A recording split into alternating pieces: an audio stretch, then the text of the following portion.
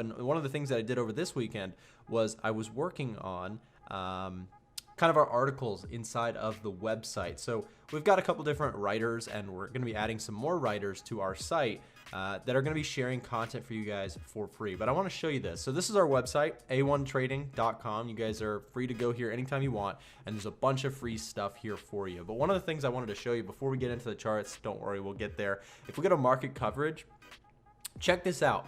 So you have all the different currency pairs and then gold and indices. And what I've done is I've basically had all of our articles sorted so that if you guys want to see or read up on gold, for example, you can just go to gold, you can go to this page, and here you go. You have weekly Forex forecast for euro dollar, pound CAD, pound yen, and gold. Anything that has to do with gold will show up here. You can look at the COT reports, you can do whatever, and this is just something that's new to the site. And again, I'm always working on the site because I want to give you guys as many free tools as possible, but you can also view the COT reports if you want to take a look at that for gold, and then you can join, if you have not already, join our free newsletter for updates sent directly to your email. We've got this cool new little feature for the stream. This is the currency tier list. This is a list of my top pairs or top currencies versus my weakest or least favorite currencies in terms of trading. So when we are looking at this, you can see over on this side of me, my long bias pairs or my favorite pairs are up here, whereas the ones that I don't really want as much or I'd rather sell are down here. So down at the bottom of the screen, you've got things like the euro, you've got things like the Swiss franc and the Japanese yen. And then at the top of the list, you've got things like the Canadian dollar and the New Zealand and Australian dollar and the British pound. So this is just going to be based generally on my fundamental bias. When you have a situation like this where the market is in a runaway train, as we like to say, I think that probably one of the first reactions to this, and generally I say that because basically I know that when I was a new trader, what I would do is I would look at this, and the first thing is I would say is like, oh, this is too high, right? It's got to come down. Whatever goes up has to come down. Has anybody ever heard that concept? Well, it is, I guess it is true. There will be a big pullback on dollar yen for sure at some point. The problem is we don't know exactly when. And a problem that a lot of new traders get themselves into is thinking that they do know exactly when something is going to happen in the markets. And the reason that that is dangerous is because this thing has been going up. It has looked too high for a while now. But the idea here is that I would rather repeat myself than try and force a trade that is not a really good approach, right? It's the same reason I wouldn't want to be buying a stock at the highs or buying Bitcoin at the highs. I would rather wait for a chance to say, hey, where everybody else is starting to doubt this thing, I'm going to give it a try here because that gives me a little bit more of a value sort of play. 90% of trading is waiting.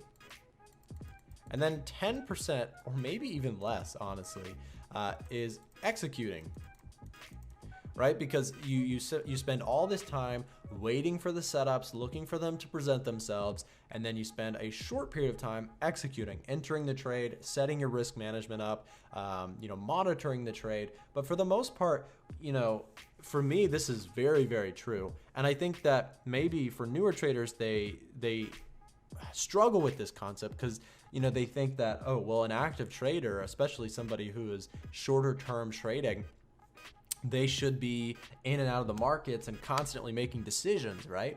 And the reality is that the market is going to give us profits or losses. It is not going to be our forcing on the market of us making money or losing, right? It is up to us to come up with a strategy, a risk management plan, all of that good stuff that we talk about.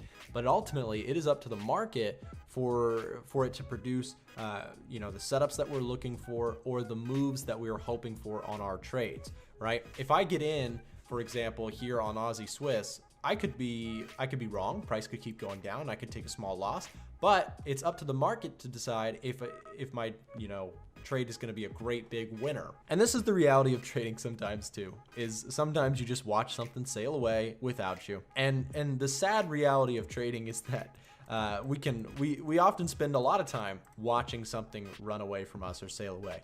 But the big realization that's important is that it is okay to not catch every single move in the market. Just like it's okay, you don't want to catch every loss in the market either, right? It's one of those things. There's wins and there's losses, and sometimes you're going to hit it right.